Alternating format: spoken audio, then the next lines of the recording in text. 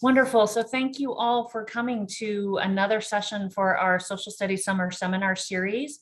My name is Linda Burrows, and I'm the Director for K-12 Social Studies and World and Native Languages here at the Department of Education. And today we have a very special guest from the OER project, who Iman and Megan are going to share with us the story of knowledge, which is a part 2 series. So hopefully you signed up for tomorrow's session as well. And it's on diversifying and contextualizing knowledge. So with that, I'm going to turn the session over to them. I will be here if you need anything, type whatever you need in the chat. I will be coming back on at the end of the session to ask you to put your first and last names into the chat for me to double check attendance at that point in time. But with that, I want to let Iman and Megan introduce themselves, and thank you so much for coming. Hi, everyone. Thank you so much for joining. My name is Iman El-Sheikh, and I'm a member of the OER project team. I'm also a doctoral student at the University of Chicago, where I study the history and anthropology of science and knowledge. And I'm really passionate about the history of how our knowledge and our collective learning changes over time, and all the different people involved in that process, including yourselves. And I'm always on the lookout for interesting stories about this.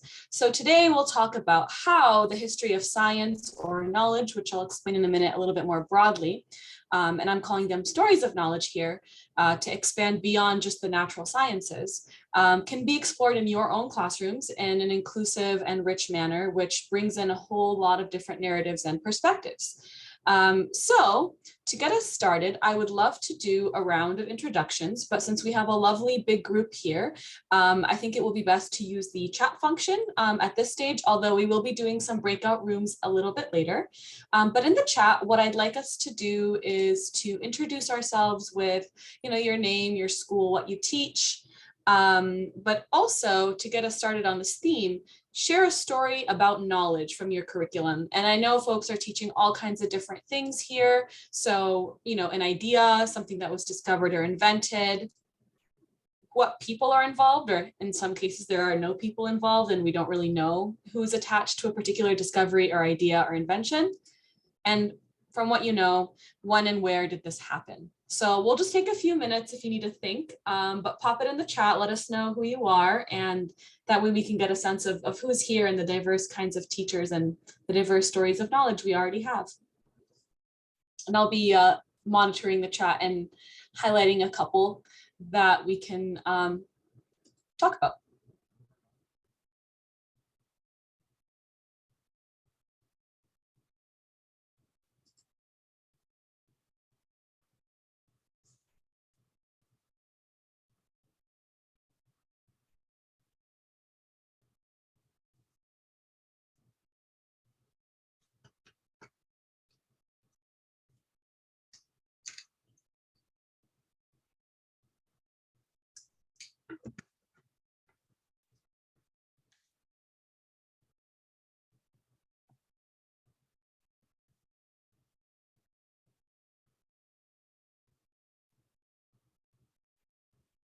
Oh, cool. We have Ginny teaching theory of knowledge. That sounds great. I'm sure we'll have some interesting things to hear from you. And we have lots of social studies teachers, humanities, art, a lot of English. These are all really great places to talk about stories of knowledge. Spencer mentions the Industrial Revolution and westward expansion. Those are really fantastic places to feature stories of knowledge.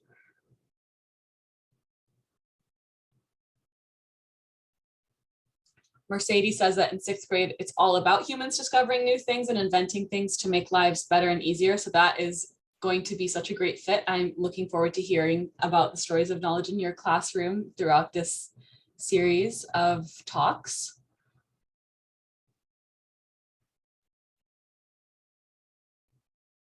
I mean, it's exciting that you devote a year to it, Mercedes, because, in some ways, because I study this, I see stories of knowledge everywhere. So it'll be really exciting to find that. Jeffrey teaches marketing and personal finance. That's a really interesting place also to talk about stories of knowledge. There's so many things that we take for granted, like checks or credit, are ideas that had their origin somewhere as well. Lori says that knowledge is not power unless applied to new and novel situations. That's really fascinating point, Lori, because oftentimes we don't classify certain things as knowledge because they haven't become institutionalized in certain ways, but it's very interesting to trace an idea and see how it travels from an idea to becoming, tied to power, tied to the state, or tied to institutions. So that's really cool perspective to think about there. And a lot of the things that we think of as, very serious knowledge, like, for example, surgery and surgical techniques, just at the turn of the 19th century as we transition to the 20th century, we're still kind of sketchy and people didn't really know how to think about them.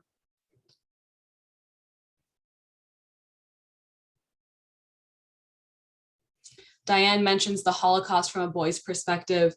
In these kinds of topics, it might be hard to imagine a kind of knowledge, but both from the perspective of studies like genocide studies, the idea of violence, but also the ideas that science had a role in a lot of movements like that, like eugenics. So those are interesting ways to think about stories of knowledge that may not always be ones that we think of in a positive way. Dana says the history of astronomy that can be connected with today. I think you'll like this this talk today, Dana. We talk quite a bit about astronomy, and that's a really great one because you can see conversations across time. Tiffany mentions different irrigation techniques in ancient times. That's a fantastic one. We can really trace farming technologies and agricultural technologies from ancient times to present times, from the first person who noticed that planting a seed, to irrigation, as Tiffany mentioned, and Rose as well, to the building of cities for making cities places livable, as Rose said, to now, fertilizer techniques and genetic engineering of seeds. So what I hope we're all starting to see is that knowledge is everywhere. Stories of knowledge are everywhere. Shannon mentions the Enlightenment, natural rights, John Locke, foundations of American government. This is an excellent one that people often overlook. Political science, government, governance, all of social studies is a fountain of places to talk about knowledge. Who had the first idea for democracy, or how many different ways people think about democracy or freedom or rights, and how has that changed over time? Wonderful. So we've got our ideas going. So I'm really excited to jump in. And we'll start in a sort of strange place. If you all have more ideas that you'd like to add, feel free to jump in. Let's look at Sarah's really quickly. Achievements and discoveries in the Americas pre-Columbus, the Islamic Golden Age, protecting and translating knowledge from ancient Greece and Rome, and adding to it China as well. That's fantastic, Sarah. And I think that those are all things that will fit really nicely into our talk today. And it's very interesting also to speak to you all as a group of teachers and educators, because educators are all involved in stories of knowledge by definition. And so, your own story is a really interesting one to add here. So to get started, as you saw, there are so many stories we tell about knowledge, and as diverse as they might seem, they can often be pretty limited from our students' perspective. Students have a lot of misconceptions about who the knowledge makers are in society. So you've all listed such diverse ideas about knowledge and where it comes from, and even what we think of as knowledge. But students don't always have this really full picture. So take, for example, the Draw a Scientist study, which was initiated in 1983 by David Wade Chambers and continues to be revisited and restaged today. And basically in this study, students were asked to draw a scientist. And the vast majority drew sort of the mad scientist in a lab. These are kids drawing, so they're a little bit hard to parse, but they were usually like white men with sort of crazy hair. Very few girls drew female scientists, but even then only a minority. Scientists of color were virtually non-existent. But the reality is that knowledge making is really diverse. The kinds of knowledge we make are diverse. They're not all made in a lab with beakers and chemicals. The people who make knowledge are diverse, and we make knowledge in diverse ways as well. And I believe it's very important for students to see many different kinds of people involved in that process, not just the lone genius, but also the collaborators and the teachers and the synthesizers, the people who are responsible for spreading knowledge and educating and making sure it's available to people who have different levels of understanding of it. And I believe this is important because it allows students to see themselves as potential knowledge makers. So the goal is to really help students learn about the diversity of knowledge, but also the context of knowledge in order to see themselves in it and to see their teachers in it and to feel like they participate in it. And social studies classrooms are a really excellent place to do this, but as are general humanities, science, and even math courses. And I hope that what we talk about today will give you some ideas for that. So how do we help students understand the diversity of knowledge and concepts? The first thing is diversifying and contextualizing. And diversifying is, as I said, not just in terms of representation, but in terms of what counts as knowledge and really having that kind of conversation.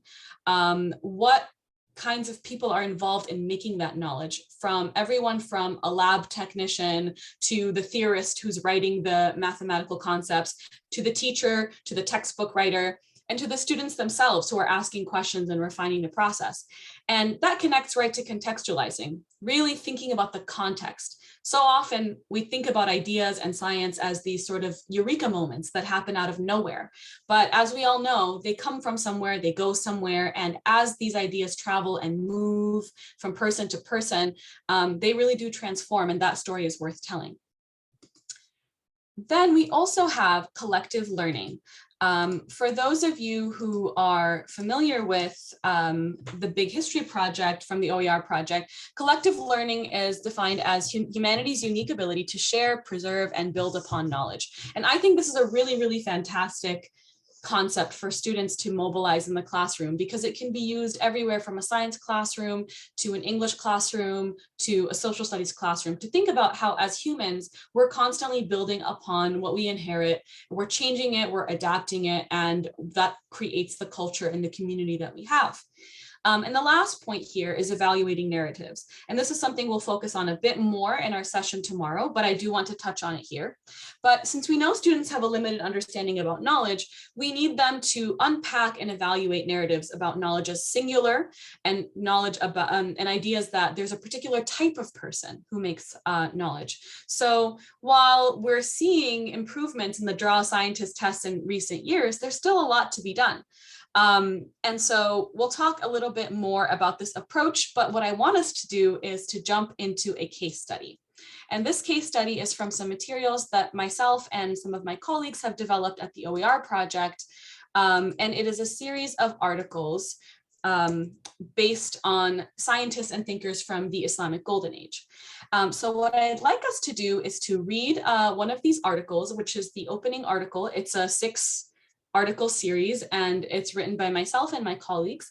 And what I'd like us to do is to read through it and take a few minutes to familiarize ourselves with it and answer these 2 questions.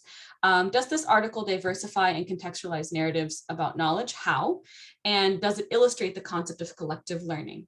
So this is a short article. What I'd like to do is to set aside about 10 minutes to read it. We also have an audio version available if you would like to listen to it being read. And keep these 2 questions in mind. And the reason I want to offer a case study is that it allows us to talk more concretely about what this looks like in practice, rather than speak about it abstractly. And it will set us up to look at the other articles in this series and set us up for our activity tomorrow as well. So let's set aside 10 minutes. I believe there should be a link in the chat. Yes, thank you, Megan. Megan has linked us to all of the articles. You should be able to click on this one, which is called Standing on the Shoulders of Invisible Giants, where you can also access the audio version of it. And if you have any questions about accessing any of this, please do ask questions in the chat. And I'm here if you have questions in the next 10 minutes. But essentially, this introduction helps us think about the history of science as a history of collective learning. So I'm really excited to hear what you all think and to chat about it a little bit more. So it's now 15 after, so let's come back at 25 after. But again, I'm still here. If you have any questions, please do feel free to jump in.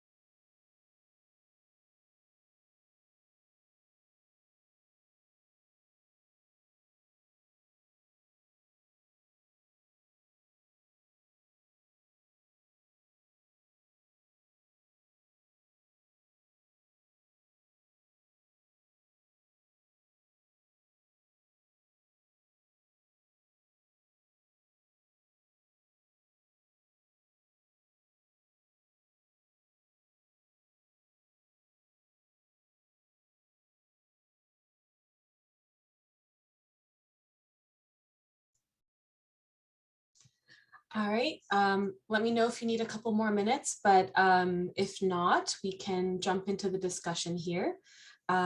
So this article is the first in the series, and it's not focused on a specific idea or a specific person, but rather on the concept of collective learning and sort of the metaphor of standing on the shoulders of giants, and the added metaphor of invisible giants. So what I'd like us to do is to just kind of talk through it and to get a little bit warmed up with this case study, which we'll dive deeper into in the next few minutes. But what I'd like to know is if you all think this article helps diversify and contextualize narratives about knowledge, and how so, and if the article illustrates the concept of collective learning. So you can participate in two ways. One, you can use the raise hand feature and use your mic to just jump in. We'll call on folks. You may also use the chat feature, but feel free to turn on your camera if you feel comfortable, knowing that it is still being recorded. But if you'd like to just turn on your mic to jump in, please raise your hand, or pop it in the chat if you have an answer to one of these two questions, or to both. So the first question is, how does this article diversify and contextualize narratives about knowledge? And the second one is, how does this article illustrate the concept of collective learning? And I should say that I'm also talking about the images in the article, not just the text, because we had a wonderful set of artists work on these as well. So SD Grow, sorry if your name is something else, please feel free to let me know and I will refer to it that way, says it definitely shows collective learning by showing how people learn from one another and how they learn from different parts of the world. Yeah, absolutely. It kind of puts collective learning on kind of a interpersonal level. It shows that there's people involved in knowledge, but also it kind of places a map there for us to think across how ideas travel. And I like to think about ideas or concept as having a kind of itinerary. You know, they stop here, they go there. Rainey says it illustrates the collective learning by explaining how different cultures have contributed over the centuries. Yes, absolutely. So many ideas that we have are very multicultural and have been slightly changed everywhere they've gone, and cultures have put their own spin on them. And I really don't believe that cultures really ever borrow from one another, because every time an idea goes to somewhere else, it actually transforms. Things are not applied exactly as is. They change to fit the context. Mercedes says it diversifies because it gives a voice to people and cultures that were left out of the traditional narrative of history, and gives context of how folks like Copernicus and other well-named scientists have built off of one another. Yes, so it shows that we might have this like particular figure, but behind that figure, there's a whole bunch of other people from different places. We also contextualize period-wise, as Spencer says, we move back from before the scientific revolution. Betsy points out that it shows learning as a process and a chain and learning, and absolutely that's what we were trying to do, is to create this dynamic understanding of knowledge. It's not just this aha, it moves through time and space. Connie points out that there's so many contributions. I like the phrase you put there, Connie, treasure trove of contributions. It's not a one-person show. Absolutely, it's a multi-person, multicultural, multi-time period show. Shannon points out the power of ideas and how they evolve and influence other ideas. Yes, I think evolution is a great way to look at this. Ideas evolve, and we talk about the progress of knowledge, but things are also sometimes forgotten and they come back later. I'm sure you all have noticed, folks talking about things like the Paleolithic diet, and people are then trying to remember, old ideas we had about how we should eat. And if we think of diet as a technology, we can really start thinking about the different ways that different cultures have evolved the way that they have a cuisine to keep themselves healthy. Shoni points out Newton's discovery of gravity was actually, a much bigger context. And it's more realistic that, and if you tell a student that if you want to be a scientist, you have to be a Newton who just has an epiphany one day, that can be discouraging. But a lot of other fuller pictures of knowledge have space for students to grow into. Rose points out the diversification aspect shows the global nature of learning and knowledge. And contextualizing shows that people can connect to it on a personal or family level. Absolutely. You know, we all have our own family knowledge and our own community knowledge of what to eat, how to build, how to run a business, how to manage, you know, inclement weather. And those little bits of knowledge can start on a very local level and like link up. Oh, we have a hand raised. Dana, feel free to jump in. Sorry, my voice is a little gravelly. No, one of the things that I was thinking about reading through it is, you know, the collective learning portion of it when, you know, Islam, as we teach in social studies, that it travels throughout, you know, the European countries and all of that thing. We don't really talk about the fact that they brought algebra and they brought, you know, all these other mathematical ideas and formulas. And that's how they were, you know, they didn't just bring a religious culture, they brought all those scientific thoughts. And then, so that kind of, I guess it just kind of flows into both of it, you know, that diversifying, contextualizing those narratives. We don't really talk about, you know, the extras that different cultures brought as they traveled through and migrated and all of those things. Yeah, that's such a fantastic point. All right, do you have anything else to add, Dana? No, that should be it. Yeah, thank you so much. Yes, absolutely. And, you know, we talk a lot in at least world history courses and civics courses about the spread of belief systems. And in many ways, religious ideas are ideas, right? And they have their own kinds of knowledge, including even medical knowledge and healing practices. But as you said, they bring ideas like math and ideas like chemistry. And these travel with people, but they also travel with books, and they also, when books become a thing, and parchment, and people memorizing texts and relaying them orally, so that there's also an interesting question about how an idea gets from one place to another.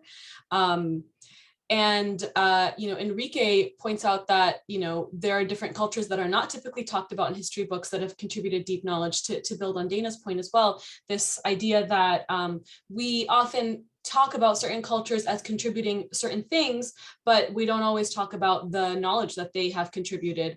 And Alvin points out there's a lot of value of learning from one another and valuing other cultures. And I absolutely agree. And that's one of the reasons I really like studying the history of science and knowledge. I feel like it forces us to be global in a certain way. Team Mills also says we don't often hear about the shoulders that people stand on, and that's a really great reminder. I'm sure you all remember, you know, teachers that really you were able to stand on their shoulders and become so much bigger than you would have been on your own. And these are important reminders as well, because sometimes, or often, those people are not in the history books. Laverne points out how Arabic served as a basis of exchange and understanding, and how cultures might have shared bridges across geography. Yeah, absolutely. Arabic was a lingua franca, or a very, you know, widely spoken language throughout time period. So even if it wasn't your native language, and there were many other native languages, Arabic became sort of the scientific language. And we can think of other languages like Latin doing the same thing, Spanish doing the same thing in South America, and all these different contexts to think about. And now English has become sort of this scientific language, and what languages help us do, and how sharing a language helps us share ideas. Naomi also points out that we build our knowledge off of others' discoveries, and, you know, in her classroom, it's important to teach students about things that we may have never heard of, but that still really influence us. And, you know, if we just look at our own classrooms, the number of tools and objects we have, each of them has a really cool history that we've probably never heard of. Let's see, giving credit, John points out, and showing that we can appreciate different aspects. Credit's an important idea. It also helps students see themselves as capable, because students themselves come from different cultures. And Laverne talks about using a bibliography as a way for showing that knowledge comes from somewhere. And, you know, we all ask students to cite their sources. So bibliographies, giving credit, is really important. Scott points out that this helps us move beyond a Western viewpoint. Absolutely.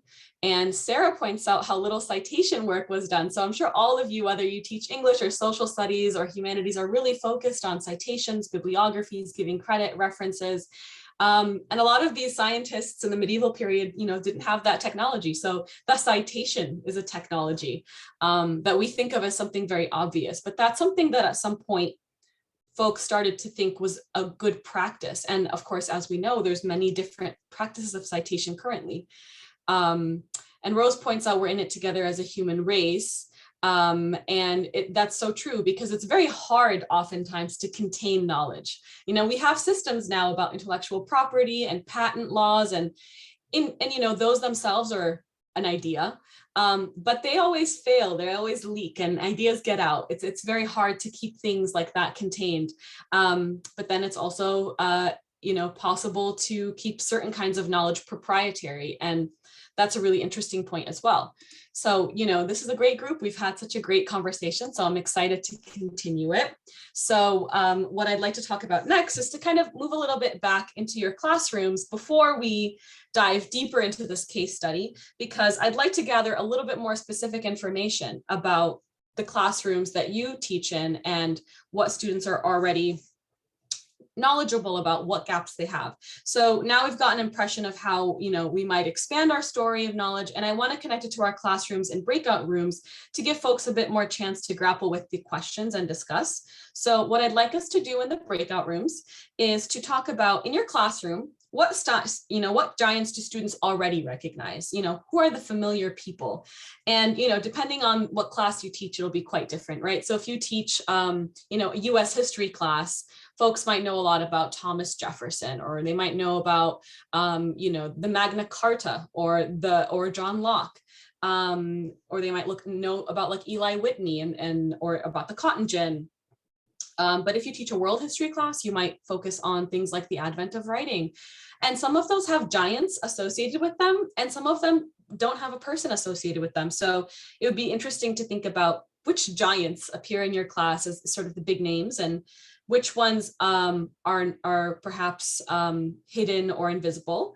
And I'd love to hear about some ways that you folks are already diversifying and contextualizing knowledge. It seems like from the chat we've had so far, people are being really creative about how to get students to think more creatively themselves about knowledge.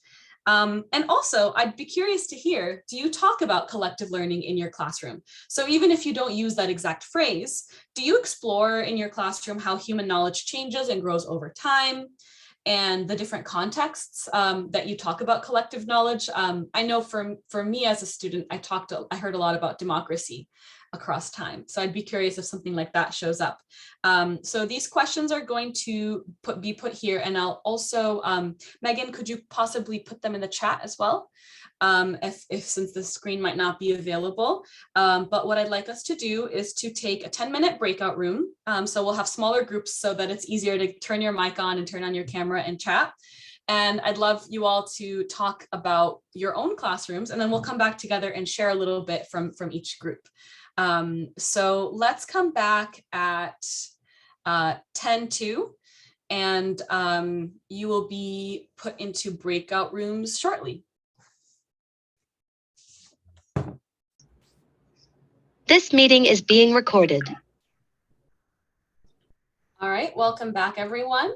It would be great to maybe have one person from each breakout room jump in and give us some highlights for any of these questions. So we'll go through each question, and maybe you can have either in the chat or the raised hand function. If you don't see anyone else from your group volunteering, please do pop something in the chat so that we can get a little bit of a taste of every single conversation that you all had. So the first question, what giants do students know about? And we can also say what ideas or big ideas, and which ones maybe would you like to incorporate a little bit more, but they don't really know. Yeah, feel free to use the raised hand function or the chat feature.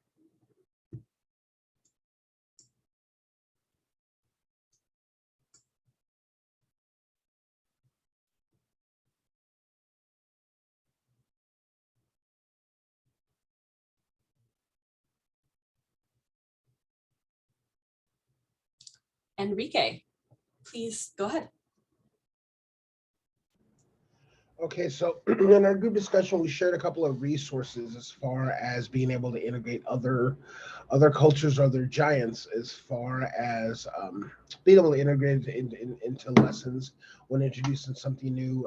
Went through and talked about Newsella having offbeat informational text that has those hidden giants to what's going on. And there was another member that shared Stanford History Education Group as far as a resource. We did put those links into the chat as far as what's worked for them and being able to just communicate and have students learn the other side of history of the underrepresented groups. And I also have the unique position where I run the Native American department and social studies department. So looking at our quote unquote history books, there's not a lot of representation as far as positive aspects of what Native Americans did. And I'm able to bring those in, and in building these curriculum maps, pacing guides that we're doing for next year, being able to plot more of those resources. So we have our Native students that can, look at a certain invention or technique or whatever it might be and say, hey, my people did that. They contributed to what the Americas and societies turned into today. Thank you so much, Enrique. That's such an important point, for students to have, first of all, the ability to see people like themselves, but also to give credit to, for example, Indigenous communities for a lot of the ideas and contributions they made, and giving people access to resources. That's tough. I mean, it's hard to find resources. So we can also build our collective learning as a group to share that. Both Tim and Scott pointed out that there are there's this tendency for students to know the presidents, the founding fathers. They may not know equally important figures like Frederick Douglass, Anne Frank, or even where those founding fathers and presidents got their ideas. So thank you for sharing that. Lori, feel free to jump in. Sorry, I took off the camera. Sorry about that. So one of the things that I've noticed, because they did the switch from the old standards to the new standards in the last couple of years, that kids really didn't have a knowledge of like Copernicus, Kepler, all of the older scientific revolutionary leaders, but they had some sort of knowledge about the discoveries that they made through exposure through pop culture, exposure through, strangely enough, cartoons or different pieces. They knew a lot about Einstein, but not a lot about all of the different pieces that he contributed. So it's kind of interesting how much kids actually, when you actually start looking and digging into the actual concepts that those people developed through partnerships and through building on the shoulders of each other. When the kids are like, oh, that's who figured that out. And that they kind of actually start, it's amazing to see how much they actually know when they didn't really know that they knew it. And then you start kind of building from there. But it was also really interesting to see that they might know George Washington, they might know Lincoln and the more famous presidents. But again, I think someone mentioned in the chat, they don't know the Frederick Douglasses and the people who might not be as well known, that might be more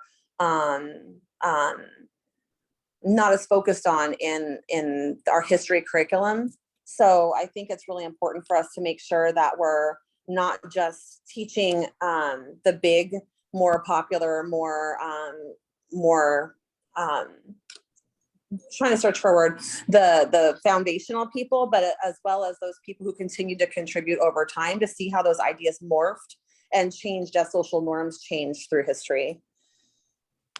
Yeah, thank you so much, Lori. And that's such a good point, that students often know maybe like one point in a story, but they're missing some of the connecting pieces, or they have a stereotype about a particular person and what they contributed, and they miss out on a whole other things that they've done.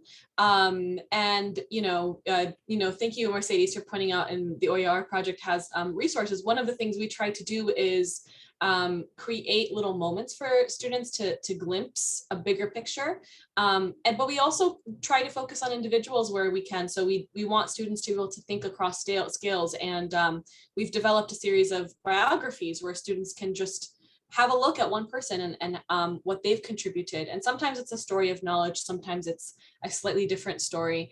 I love the idea of focusing on the idea of language. Language is an important technology and it's something we take for granted, but we all come up with different kinds of language. Scott points out pop culture does impact student knowledge. And it's actually interesting to even use pop culture as a place to start sometimes, or to think through our received ideas. Naomi points out that, you know, there were quite a few middle school social studies teachers who said that their students knew very few giants. That's really interesting. Yeah, I think, you know, perhaps as the students get older, they start recognizing more individual people. And I think, you know, students do learn a lot from social media and pop culture, as Scott and Naomi point out. Students are learning through TikTok and YouTube videos, and those can be a really useful resource, but it's something that also needs to be deepened and challenged sometimes in the classroom. As you know, you can get, you know, great things from there, but you can also be misled. And I think the work of like deepening something really does take a bit longer sometimes than sort of the factoids that students can come across, but it can really spark their interest. And these can also be modes of communicating. So I know students who, like Scott pointed out, like teachers changing the lyrics to songs. Often students get to make their own music videos or flip books or TikToks to explain their understanding of a topic. And that's a really fun way to get them engaged. So, oh, Mr. Nikki, I have not checked that out, but I will go look for those. Thank you for sharing. All right, the next one. What are some ways you already diversify and contextualize knowledge? And let's kind of link that up to, do you talk about collective learning in your classroom? So Shoni says that in their group, they talked about etymology, so the history of how terms and ideas change. That's a really fantastic one, because you can just take one word and really trace it back. But you talked about how having these kinds of conversations takes a lot of time, and that's challenging, absolutely. What I often recommend is to pick one idea that you can keep exploring throughout units, so that, you know, to diversify and contextualize does not always mean to have a ton of different options, but sometimes just one powerful idea. That's one of the reasons I love collective learning. It can kind of be a lens to look at things you're already studying and think about, well, what collective learning is happening in this unit? But I agree, it's not only hard to incorporate into the classroom, but the resources are limited. And at the OER project, we are working on this, but this is something that teachers often take a lot of time to research and figure out how to integrate. It's definitely a challenge, and I'd love to talk more later in this. We have a little conversation about some of these challenges. So I'd love you to chime in then as well, Shoni, about the challenges that you all talked about. Does anyone else have anything they'd like to share about number 2 or 3 in the chat, or go ahead and raise your hand?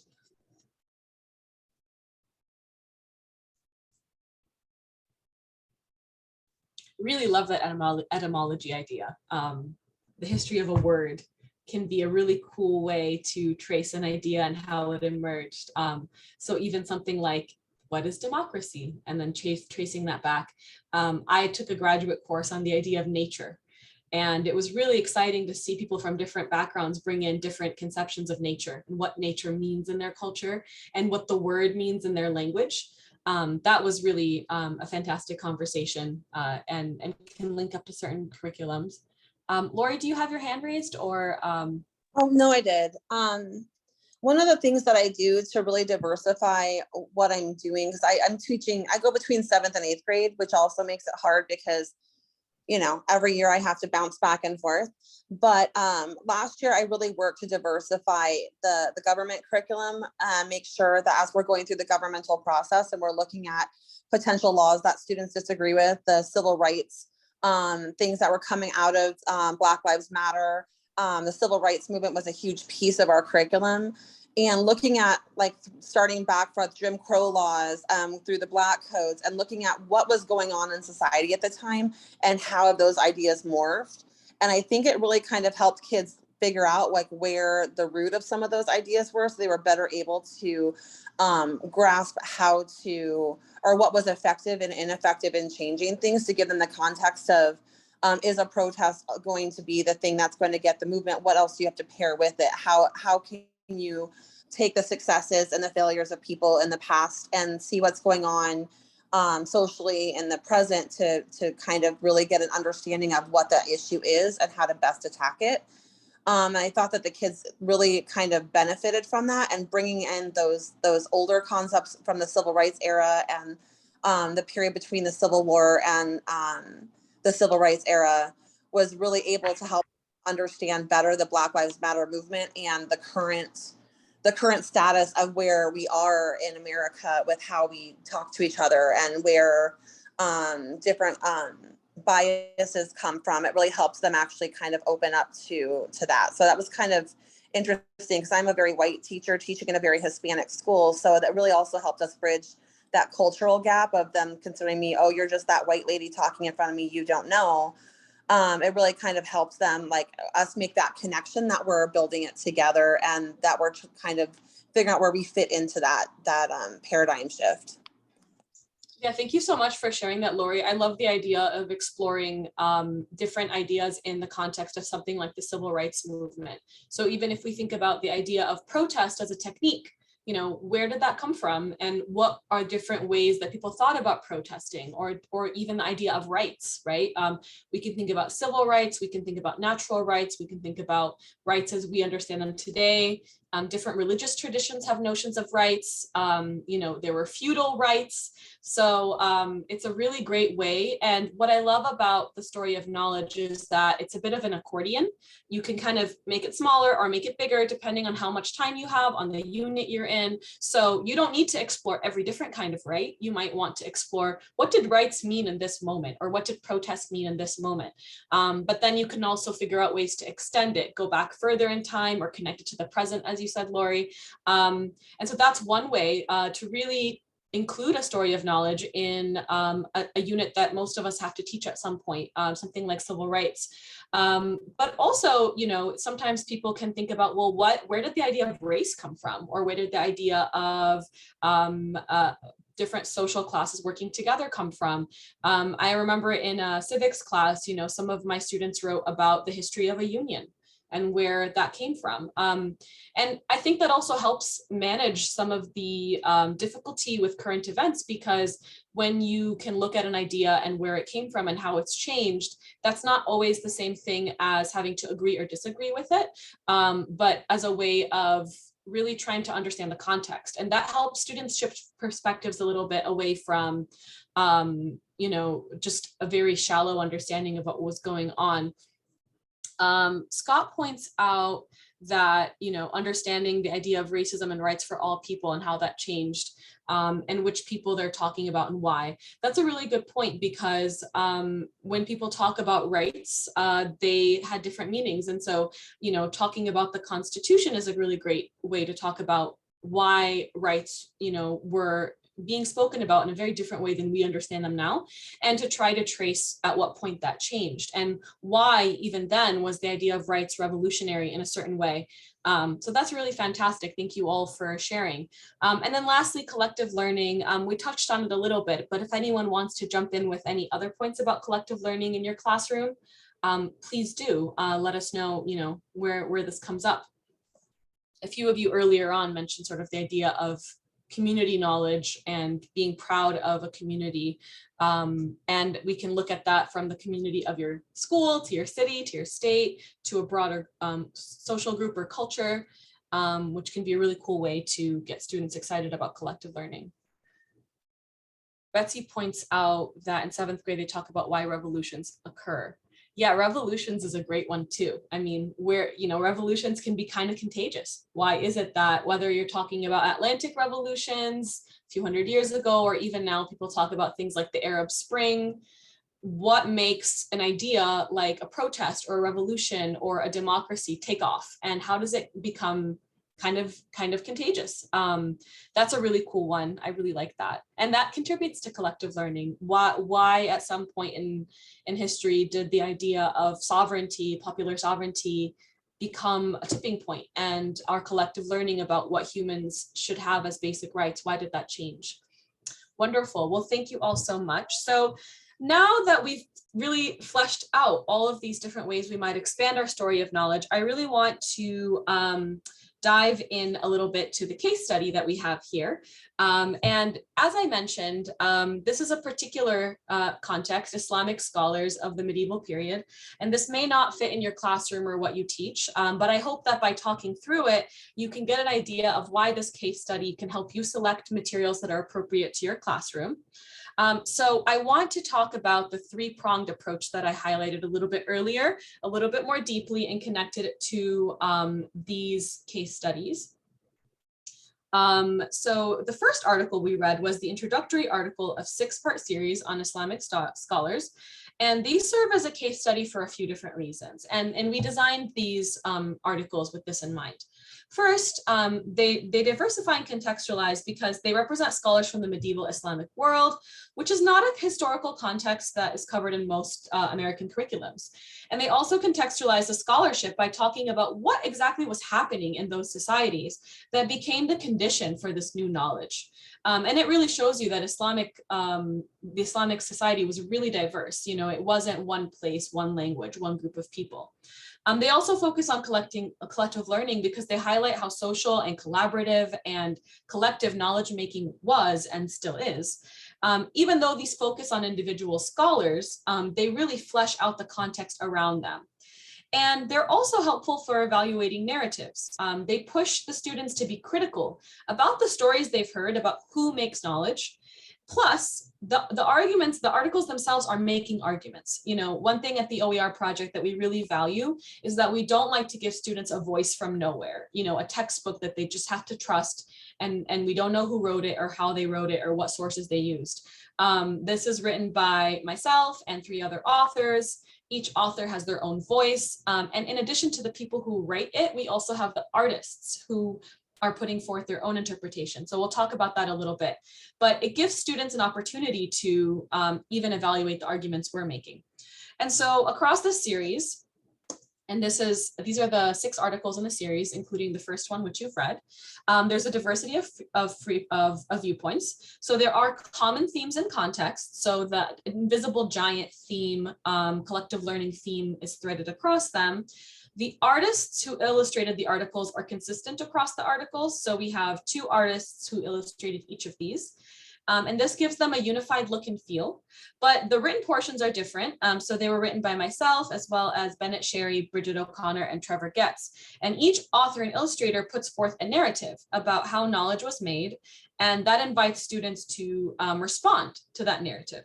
So before we read and discuss the articles, which we'll do in breakout rooms, I want to touch on how these articles connect to this approach, and then we'll unpack specific articles in each group and parse out some places where they do or don't demonstrate the approach in action.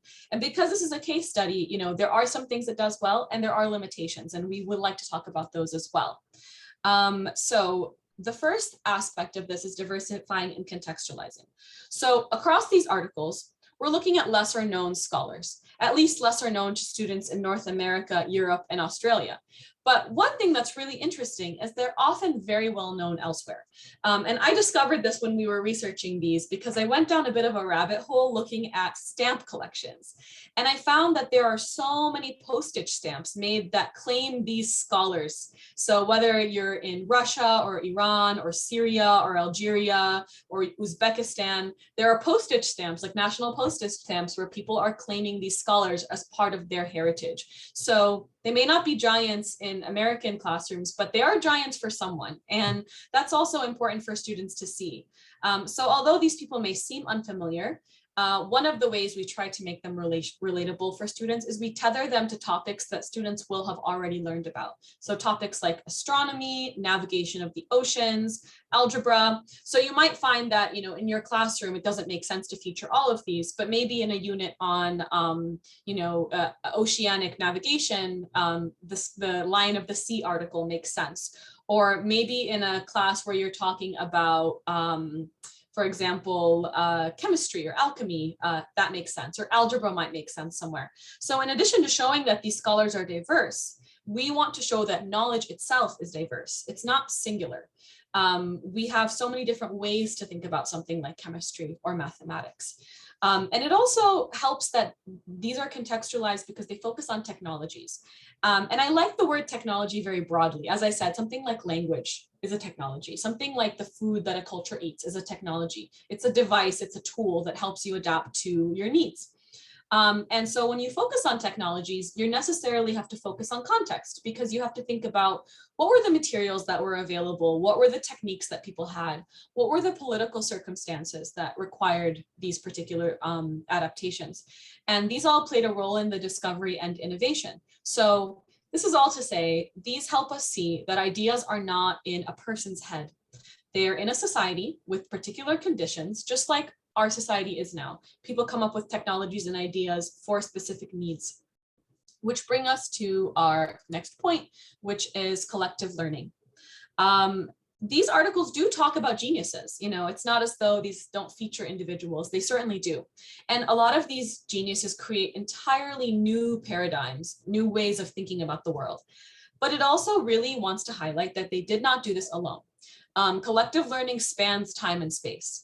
And in these articles, we really want to show how collaboration, exchange, teaching, borrowing, explanation, and synthesis are important processes that connect different thinkers into a network.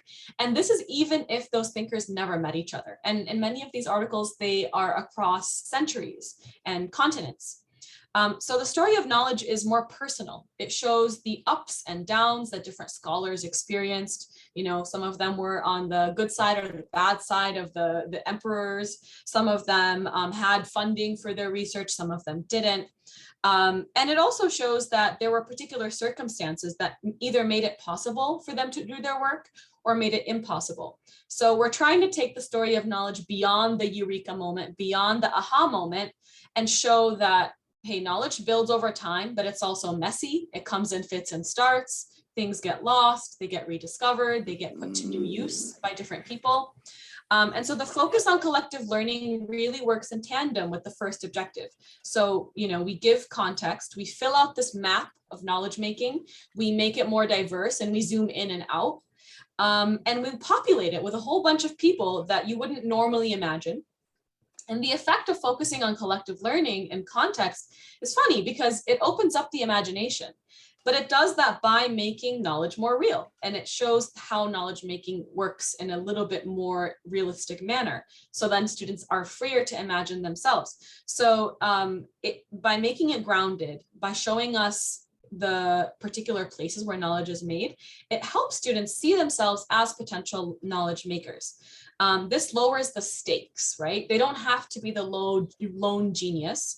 It opens it up to many different kinds of people, like yourselves, like educators, like librarians, like writers, like people who work in laboratories, people who work in making telescopes, making math textbooks, and it makes it imaginable and attainable for all of us, not just our students.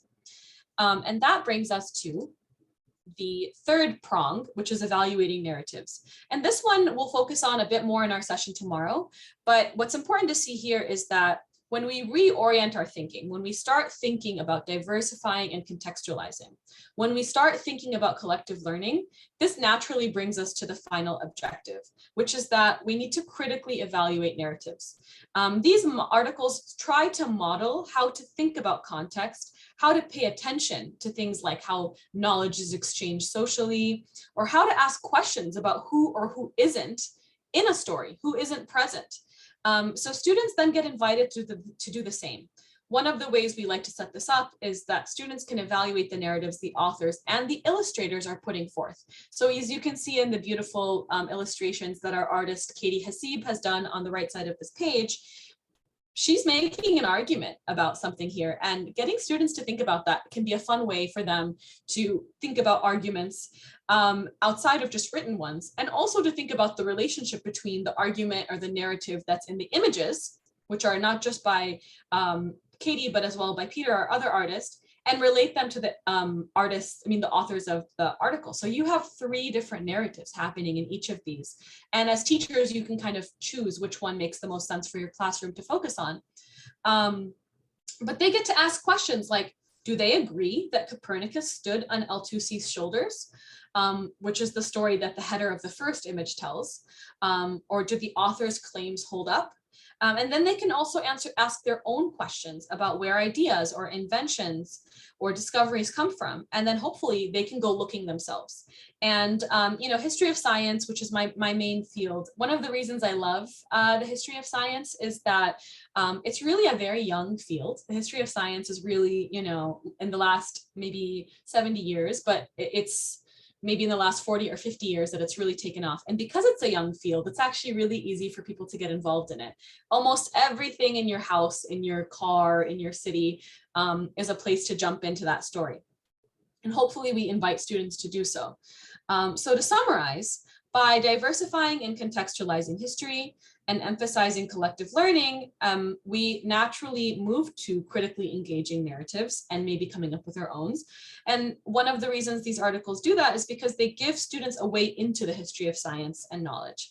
And so, as Scott points out, like this, the images can help students find a different way in if they struggle with English language learning, or if they're younger, and it really does help them visualize the concept or the person. We're all very different kinds of learners, and I think the art helps students bring these stories to life a little bit more, and to kind of get their imagination going. So now that we have talked about this approach in some detail, I'd like to use it in the back of our minds to analyze these articles and practice noticing these aspects. So we'll ask the same questions we did with the first article, but now you know a little bit more about it. So we'll be put into breakout rooms with a number, and the number corresponds to the article or group that the article that your group will read and discuss. Since we already discussed the first article, there will only be 5 groups. One of them is for the Moraga School, which is not about a specific person, but builds on the first article to talk about Nasruddin ibn Tusi and other scholars. And then the remaining 4 focus on specific individuals whose names are in the titles. One thing I would recommend in your groups, if you'd like, is you can listen to the audio either together or separately. That helps with some of the pronunciation. And one of the reasons we really wanted to have these articles read is because we know that sometimes difficult word names that are not familiar to students can trip them up, and teachers as well. These are not names that most people know how to pronounce. So that's one way to help also for not just English language learners, but all of us. So just to reiterate the questions, we have the same questions as before. We'll put them in the chat, and we'll let you know in each breakout room which one you'll be discussing. I can go back to the previous slide if you like. But the questions we'll be discussing are, how does this article diversify and contextualize narratives about knowledge? So the first prong, where is the diversification? Where is the contextualization? Second question is collective learning. Do you find it in this article? Where do you find it? It might be named directly, it might not be. And then the last one is, what are the narratives going on here? What's the author's narrative, maybe the illustrator's narratives, and what are some opportunities there for students to jump in and respond, agree, disagree? Where are they invited into the narrative? So these are the 3 questions I'd like us to answer, and you'll each focus on just one of them. So Megan, thank you so much for posting the links again. And I will go back to this slide once we're in the breakout room, so you know which one you're discussing right at the beginning. And then I'll go back to the questions so that you all can see them. Do we have any questions before we start? All right, so we'll take a little bit of extra time in this breakout room. Oh, Rainey, go ahead. I couldn't figure out how to find the audio version. Can you tell me how to do that? Oh, sure. Let me screen share that and show you.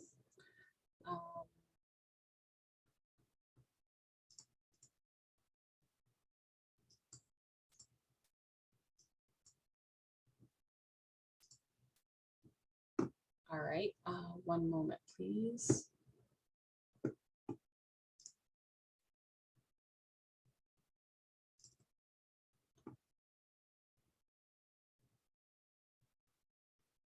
All right, so this is the link that is in the chat.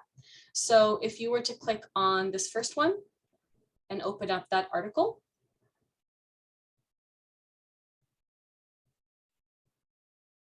up here at the right side, you can play the audio version. And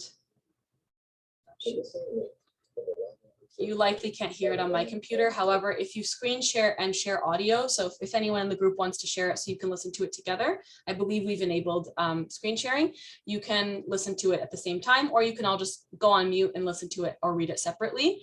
There are also levels. So this is for students of different ages. A lot of our articles at the OER project are leveled.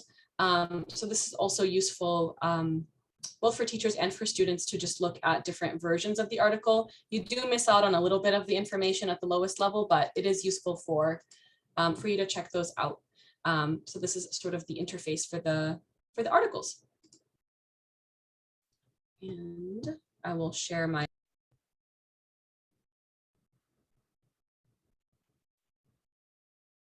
Meeting is being recorded.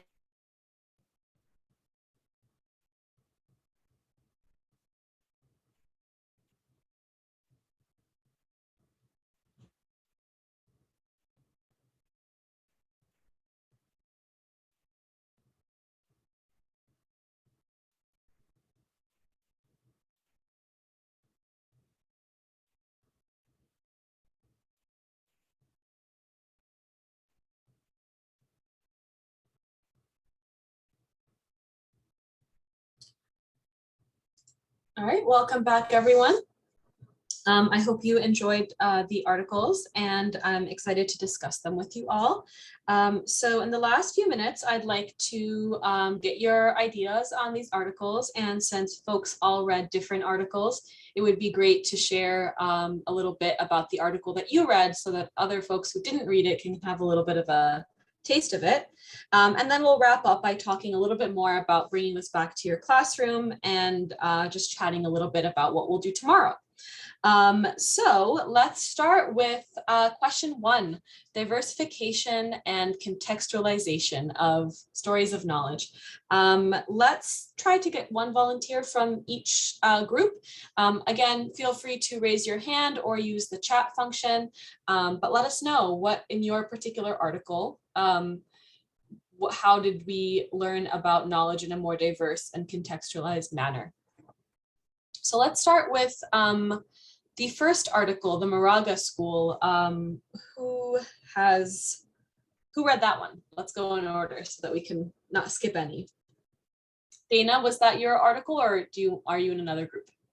Nope, that was our article. All right, please jump in. Thank you. Okay, no problem.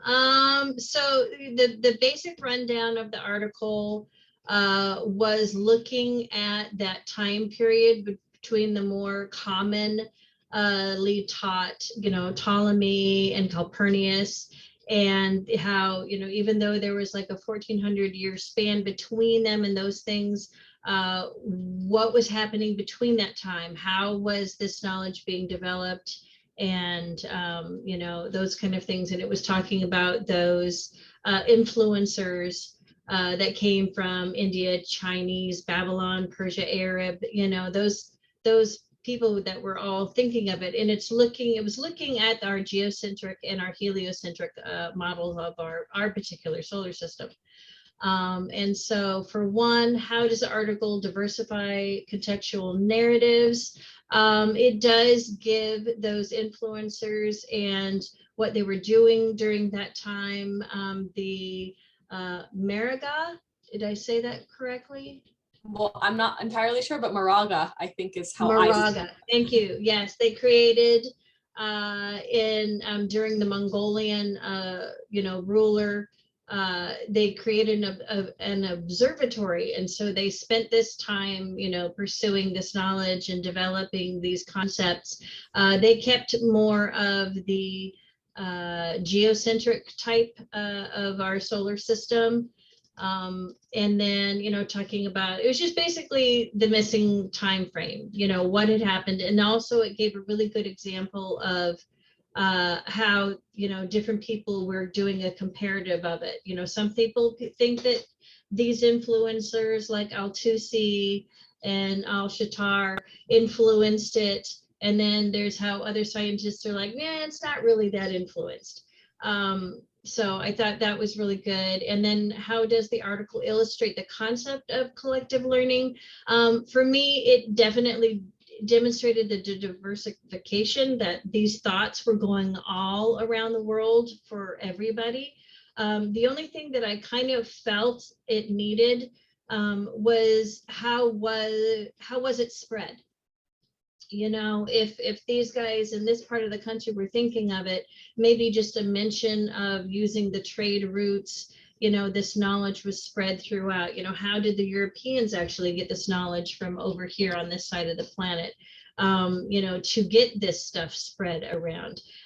So that was just kind of like maybe just a criticism, not in a bad way, because it was great, but just, I wanted to know, well, how did they get that?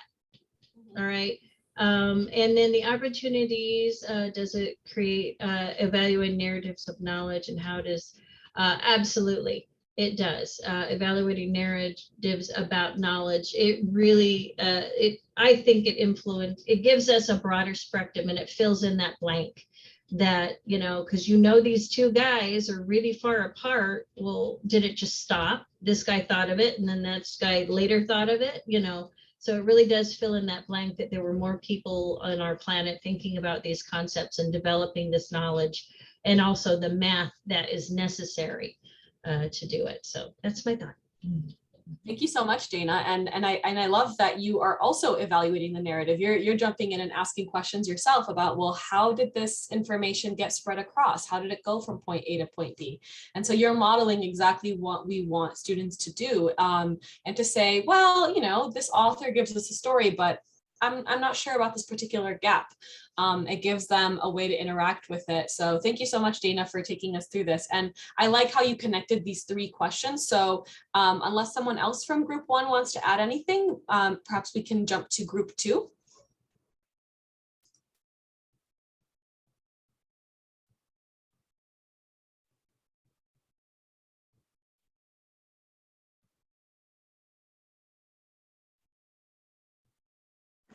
Well, I guess I will try this. I'm on my phone, so it's a little difficult.